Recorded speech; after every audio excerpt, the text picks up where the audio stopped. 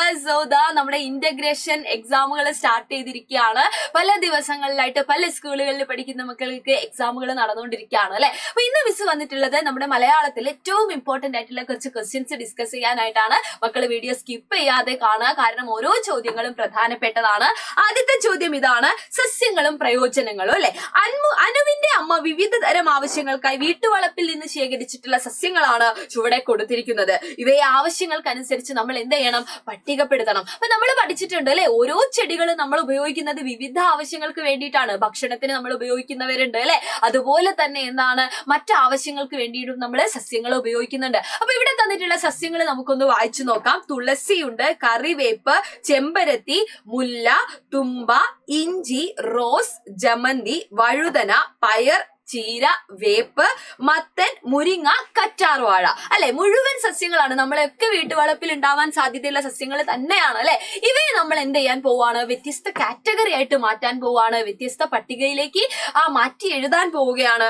ആദ്യം തന്നെ ഭക്ഷണത്തിന് ഉപയോഗിക്കുന്നവ, മറ്റൊന്ന് ഔഷധത്തിന് ഉപയോഗിക്കുന്നവ, മറ്റൊന്ന് പൂക്കൾ ഉണ്ടാക്കാൻ വേണ്ടി പൂന്തോട്ടത്തിൽ നമ്മൾ കണ്ടുവരുന്ന സസ്യങ്ങൾ. അപ്പൊ ആദ്യം ഭക്ഷണത്തിന് ഉപയോഗിക്കുന്നവ പറയുന്ന സമയത്ത് ഏതൊക്കെ പറയാൻ നമുക്ക്? അടുക്കളയിൽ ഒന്ന് കയറി നോക്കിക്കഴിഞ്ഞാൽ നമ്മൾ കാണുന്ന ആളുകളാണ് പയർ, ചീര, മത്തൻ, കറിവേപ്പ്, മുരിങ്ങ, വഴുതന, ഇഞ്ചി ഒക്കെ അല്ലെ. അപ്പൊ ഇവരെയൊക്കെ നമ്മൾ എങ്ങോട്ട് ചേർത്തു? ഭക്ഷണത്തിന് ഉപയോഗിക്കുന്ന സസ്യങ്ങളിൽ നമ്മൾ ഉൾപ്പെടുത്തി. ഇനി ഔഷധം എന്ന് പറയുന്ന സമയത്ത് ഏതൊക്കെയാണ്?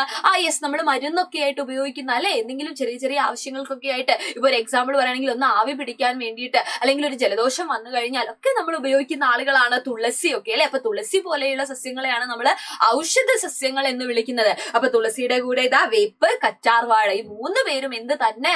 ഔഷധ സസ്യങ്ങളാണെന്ന് മക്കള് കൃത്യമായിട്ട് ഓർത്തു വെക്കുക. ഇനി പൂക്കൾ ഉണ്ടാക്കാൻ വേണ്ടി, ഇത് നമുക്ക് എന്താണ് അറിയാവുന്ന കാര്യം തന്നെയാണ് അല്ലെ. നമ്മുടെ വീട്ടിലൊക്കെ ഉണ്ടാവും ചെമ്പരത്തി, മുല്ല, തുമ്പ, ജമന്തി, റോസ്. ഈ ചെടികളൊക്കെ നമ്മൾ എന്തിനു വേണ്ടിയിട്ടാണ്? പൂക്കൾക്ക് വേണ്ടിയിട്ടാണ്, അല്ലെങ്കിൽ പൂന്തോട്ടത്തിലേക്ക് വേണ്ടിയിട്ടാണ് നമ്മൾ ഉണ്ടാക്കുന്നത്.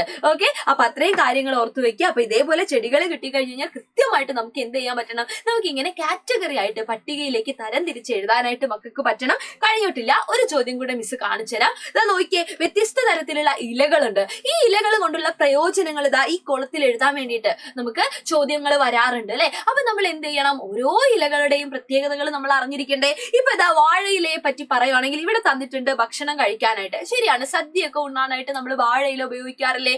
അത് മാത്രമാണോ? അല്ല, ഇലയട ഉണ്ടാക്കാനായിട്ട് നമ്മൾ ഉപയോഗിക്കാറുണ്ട്, ഭക്ഷണം പൊതിയാനായിട്ട് നമ്മൾ ഉപയോഗിക്കാറുണ്ട്. അങ്ങനെയുള്ള വ്യത്യസ്ത ഉപയോഗങ്ങൾ നമ്മുടെ വാഴയിലൊക്കെ ഉണ്ട്. ഇനി നമ്മൾ തെങ്ങിന്റെ ഓലയിലേക്ക് പോവുകയാണെങ്കിലോ, ഈ കാണുന്ന പോലെ കളിപ്പാട്ടങ്ങൾ ഉണ്ടാക്കാൻ വേണ്ടിയിട്ട്, ഓലയായിട്ട് നമ്മൾ എന്താണ് അടുപ്പ് കത്തിക്കാൻ വേണ്ടിയിട്ട്, വീടിന്റെ മേൽക്കൂരയ്ക്ക് വേണ്ടിയിട്ടൊക്കെ പണ്ട് കാലത്ത് സ്ഥിരമായിട്ട് ഉപയോഗിച്ചിരുന്ന ആളായിരുന്നു നമ്മുടെ തെങ്ങോലകൾ അല്ലെ. ചൂല് നിർമ്മാണത്തിന് വേണ്ടിയിട്ട് ഈ കാര്യങ്ങളൊക്കെ നമുക്ക് എന്ത് ചെയ്യാം? അവിടെ നമുക്ക് ഉത്തരമായിട്ട് എഴുതാം. ഇനി ചീരയുടെ കാര്യമാണെങ്കിൽ ഭക്ഷണമാണ് അല്ലെ. അപ്പൊ ചീരയുടെ കറി ആയിക്കോട്ടെ, ചീരയുടെ തോരൻ ആയിക്കോട്ടെ അല്ലെ, ഉപ്പേരി വെച്ചിട്ടൊക്കെ ആയിട്ട് നമ്മൾ പച്ചച്ചീരയും ചുവന്ന ചീരയും ഒക്കെ നമ്മൾ എന്ത് ചെയ്യാറുണ്ട്?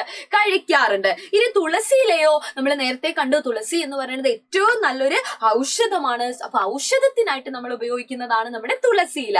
ഓക്കെ, അപ്പൊ പ്രധാനപ്പെട്ട ചോദ്യങ്ങളാണ് നമ്മൾ ഡിസ്കസ് ചെയ്തിട്ടുള്ളത്. കൃത്യമായിട്ട് മക്കളെ നോട്ട് ചെയ്ത് വെക്കുക, പഠിച്ചു വെക്കുക. അതേപോലെ നിങ്ങൾക്ക് വീഡിയോ ഇഷ്ടപ്പെട്ടിട്ടുണ്ടെങ്കിൽ നിങ്ങൾ ലൈക്ക് ചെയ്യണം, നിങ്ങളുടെ ഫ്രണ്ട്സിന് നിങ്ങൾ അയച്ചു കൊടുക്കണം. കാരണം എന്താന്ന് വെച്ച് കഴിഞ്ഞാൽ ആനുവൽ എക്സാം ആണ്, പല ദിവസങ്ങളിലായിട്ട് ഇന്റഗ്രേഷൻ നടക്കുന്നതുകൊണ്ട് തന്നെ ആകെപ്പാട് ഒരു കൺഫ്യൂഷൻ മക്കൾക്ക് ഉണ്ടായിരിക്കും. അപ്പൊ ഓരോ ചോദ്യങ്ങളും നമ്മൾ കൃത്യമായിട്ട് പഠിച്ചു കഴിഞ്ഞാൽ പേടിക്കേണ്ട ആവശ്യമില്ല. അപ്പൊ പറഞ്ഞ പോലെ നമുക്ക് ഇനിയും കുറെ ക്വസ്റ്റ്യൻസ് ഒക്കെ ഡിസ്കസ് ചെയ്യാനുണ്ട്. അതൊക്കെ ആയിട്ട് വീണ്ടും കണ്ടുമുട്ടാടാ. Thank you so much and by.